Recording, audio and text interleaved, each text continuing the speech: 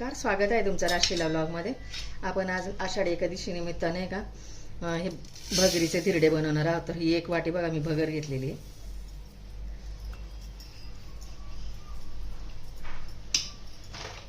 आणि याच्यामध्ये पोळी खायचे चमचा 3 चमचे साबुदाणे भिजत ठेवते.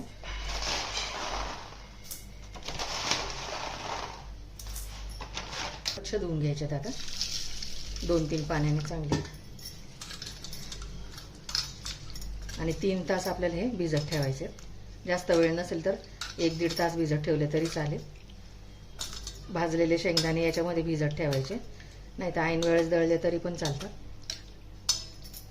याच्यातच पाव वाटी शेंगदाणे भिजत ठेवते. साबुदाणे ते धुवून घेतलेत सगळे. आता हे 3 तास भिजत ठेवायचे.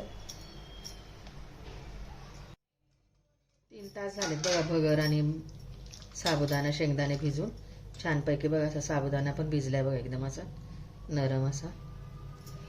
आणि आता हे पाणीने आपण काढून घ्यायचंय. पाणी काढून घेतलंय बघा. आणि आता हे मिक्सरमध्ये सगळं, मिक्सरचा मोठा पॉट घेतलाय त्यात वाटून घ्यायचंय. थोडंसं पाणी ठेवलंय फक्त. आवश्यकतेनुसार लागलं तर अजून पण टाकू शकतो आपण, पण आता असंच वाटून घ्यायचं मिक्सरमध्ये. त्याच्यामध्ये 1 चमचा जिरे, तुम्ही जिरे खात असला तर जिरे टाका, अद्रक खात असाल तर अद्रक टाका. चवीनुसार मीठ. आणि हिरव्या मिरच्या ह्या 4-5. ह्या हिरव्या मिरच्या पण टाकायच्या याच्यामध्ये. आणि आता हे मिक्सरमध्ये चांगलं फाईन पेस्ट करून घ्यायची. आणि 1 बटाटा त्याचे साल काढले, कच्चा बटाटा 1 बटाटा त्याचे सर्व साल काढून घेतले, तसे धुवून घेतले स्वच्छ, तो पण याच्यात टाकून घ्यायचा. आणि आता आपल्याला हे बारीक वाटून घ्यायचं.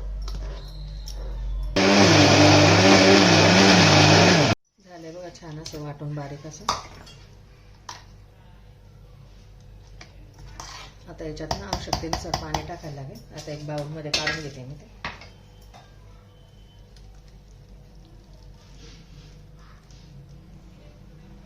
यात थोडं पाणी टाकून घेऊया आता आणि छान मिक्स करून घेऊया. याच्यात सोडा, इनो वगैरे काहीच टाकलेलं नाही आहे, फक्त मीठ आणि मिरची टाकलेली, जिरे. आणि तुम्ही उपवासाला तुम्ही अद्रक कोथिंबीर खात असाल तर ते पण टाकलं तर चालेल. आम्ही नाही खात. एकदम असं छान हे करून घ्यायचं बघा. अशी कन्सिस्टन्सी हवी आहे. गॅसवरती तवा ठेवलाय.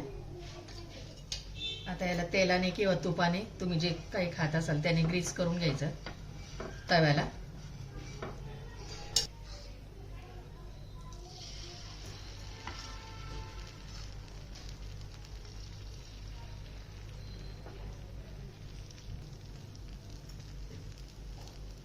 याच्यावरती आता झाकण ठेवायचं आपल्याला चांगले होईपर्यंत. छान झालंय बघा. आता आपण उलटून घेऊया.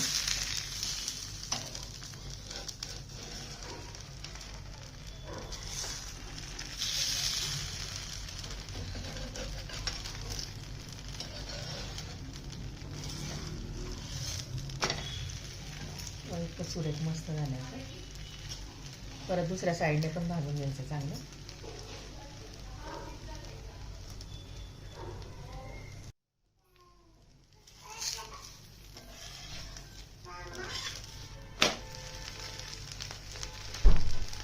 छान असं बघा डोसे झालेत, असं आपले धिरडे झालेत बघा आपले. काढून घेते आता. हे बघ अजून एक करू ते आता.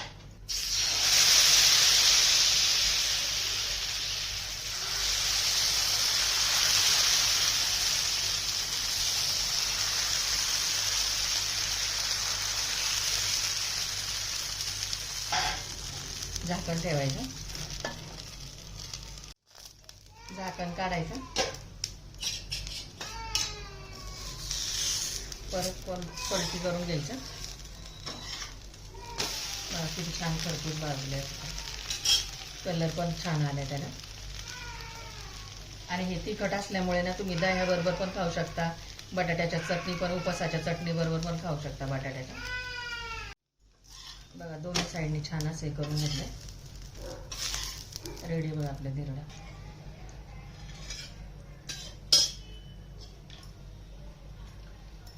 रेडीत बघा बघरचे डोसे सर्व करून दाखवतो.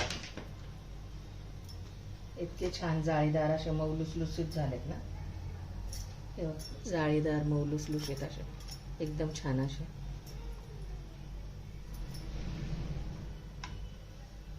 रेडीत बघा बघरचे डोसे. ते तुम्ही असे नुसते पण खाऊ शकता, चहा बरोबर पण खाऊ शकता, दह्या बरोबर पण खाऊ शकता, मिरची बरोबर पण खाऊ शकता आणि चटणी बरोबर पण खाऊ शकता तुम्ही. रेडी बघा आपले बघरचे धिरडे. आषाढी एकादशीला तुम्ही पण असे करून बघा. व्हिडिओ आवडल्यास लाईक करा, शेअर करा, सबस्क्राईब करा. भेटू पुढच्या व्हिडिओमध्ये. Bye, thank you.